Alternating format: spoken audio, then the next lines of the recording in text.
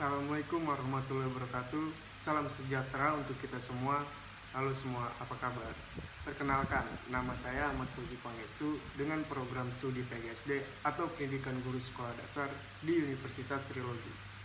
Pada kesempatan video kali ini, saya akan mempresentasikan mode pembelajaran cooperative learning guna memenuhi ujian tengah semester pada mata kuliah strategi pembelajaran dengan dosen pengampu yang terhormat Ibu Febrianti Yuli Satriani, SPDI, MPD. Model pembelajaran cooperative learning. Cooperative learning dapat dipahami dari arti kata kooperatif yang mempunyai arti bersifat kerjasama atau ketersediaan untuk membantu.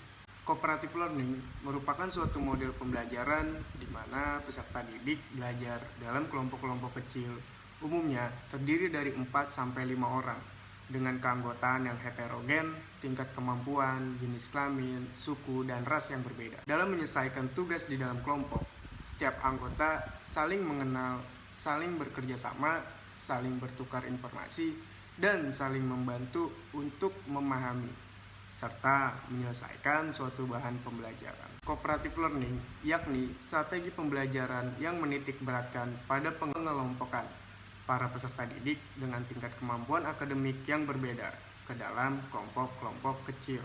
Kepada peserta didik, diajarkan keterampilan-keterampilan khusus agar dapat bekerja sama dengan baik dalam kelompoknya, seperti menjelaskan kepada teman sekelompoknya, menghargai pendapat teman, berdiskusi dengan teratur, peserta didik yang pandai membantu yang lebih lemah, dan sebagainya.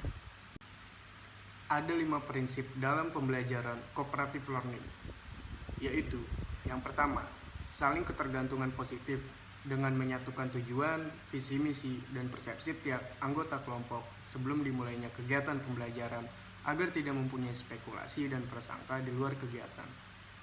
Yang kedua, tanggung jawab perseorangan dengan memberi job desk kepada setiap masing-masing anggota kelompok agar termobilisasi, terrealisasi, dan lancarnya proses pembelajaran sampai selesai. Yang ketiga, tatap muka, yaitu dengan mengenal satu sama lain dan memahami karakteristik yang lain agar tidak ada miskonsepsi antara satu dengan yang lain. Berikutnya yang keempat, komunikasi antar anggota.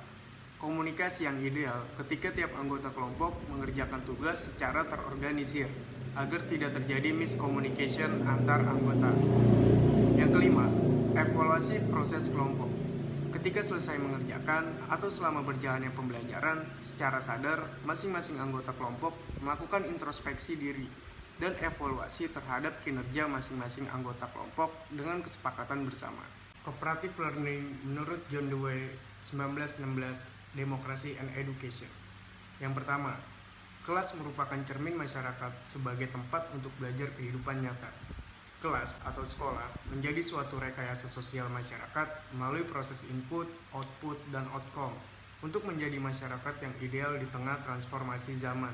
Yang kedua, guru menciptakan lingkungan belajar dengan prosedur demokrasi dan ilmiah. Yang ketiga, memotivasi siswa untuk belajar secara kooperatif. Jadi, di sini peran guru juga sangat penting dengan menjadi fasilitator, mediator, dan alat kontrol bagi peserta didik, agar peserta didik termotivasi untuk belajar secara kooperatif. Ada pula menurut Gordon Allport. Yang pertama, kontak langsung antar etnik. Peserta didik akan menjadi memahami dengan latar belakang etnik yang berbeda untuk menghargai satu dengan yang lain. Yang kedua, berperan dalam kelompok dalam setting tertentu. Setiap anggota kelompok akan berperan sesuai kapasitas dan kemampuan masing-masing dengan job desk yang sudah ditentukan dengan cara kesepakatan bersama. Yang ketiga, setting itu mendapatkan persetujuan antar etnik. Dengan menyatukan tujuan dan persepsi, peserta didik akan bermusyawarah agar setting itu sesuai kesepakatan bersama. Menurut Muhammad Nur, 1997, 1. Cooperative learning meningkatkan pencurahan waktu dan tugas. 2. Memperbaiki kehadiran. 3. Penerimaan perbedaan individu menjadi lebih besar. Keempat, perilaku mengganggu menjadi lebih kecil. Yang kelima, konflik antar pribadi menjadi kurang. Yang keenam, sikap apatis berkurang. Adapun implementasi cooperative learning, agar pembelajaran kooperatif terlaksana dengan baik, peserta didik harus diberi lembar kegiatan yang dapat berisi pertanyaan atau tugas yang direncanakan untuk diajarkan. Selama kerja kelompok berlangsung, tugas anggota kelompok adalah mencapai ketuntasan materi yang disajikan oleh guru dan saling membantu teman sekelompok mencapai ketuntasan materi tersebut. Adapun kelebihan dalam pembelajaran kooperatif atau cooperative learning adalah yang pertama, memberikan kesempatan kepada peserta didik untuk menemukan konsep sendiri dan cara memecahkan masalah. Yang kedua, memberikan kesempatan ke peserta didik untuk menciptakan kreativitas dalam melakukan komunikasi dengan teman sekelompoknya. Yang ketiga, membiasakan peserta didik untuk bersikap terbuka namun tegas. Keempat, meningkatkan motivasi belajar peserta didik. Yang kelima, membantu guru dalam pencapaian tujuan pembelajar karena langkah-langkah pembelajaran kooperatif mudah diterapkan di sekolah. Yang keenam, mendorong motivasi guru untuk menciptakan media pengajaran karena media begitu penting dalam pembelajaran kooperatif. Di balik kelebihan, ada pun kelemahannya. Selain itu, kelemahan lain penggunaan model pembelajaran kooperatif atau cooperative learning yang sering muncul yaitu adalah yang pertama, jika tidak ada bimbingan dari teman dan guru, maka ada katanya peserta didik yang selalu pasrah.